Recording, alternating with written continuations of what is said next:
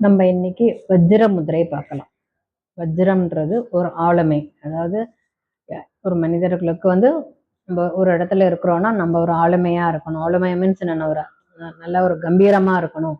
நம்ம கமாண்டிங் பண்ற நம்ம நம்ம வந்து காரிய சித்தியா இருக்கணும். அதாவது என்ன சொல்றதுன்னா, நம்ம சிந்திச்சு செயல்படணும். இதை மாதிரி இதுக்கு தான் ஒரு வஜ்ர முதிரைக்கு இது வந்து ரொம்ப பிரயோஜனம். அது மாதிரி ஒரு தன்மை வந்து நம்ம உடம்புல நம்மளுடைய சிந்தனைகள்லையும் வர்றதுக்கும் எல்லாம் வர்றதுக்கு வஜ்ர முதிரை வந்து நம்ம பண்ணலாம். எப்படி வேணா நீங்க உட்காந்துக்கலாம்.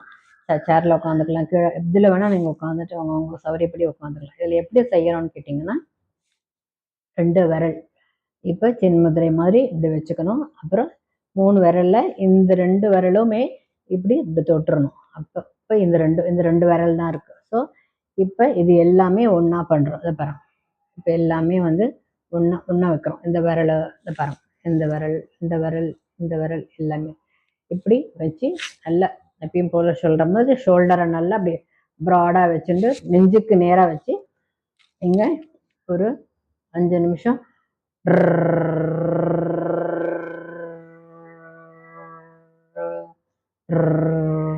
இப்படி நீங்க ஒரு தியான நிலையில சவுண்டா சொல்லணும்ன்ற அவசியம் கிடையாது. மனதளவுல கூட நீங்க இந்த மாதிரி ஒரு மியூசிக் வந்து அது மாதிரி சொல்லிட்டே வந்தீங்கன்னா உங்களுடைய அந்த ஆளுமை தன்மை வந்து நல்லா வந்து இதாகும். சிந்தனை திறனும் வந்து நிறையா இருக்கும். செஞ்சு பார்த்து பயனடையுங்க.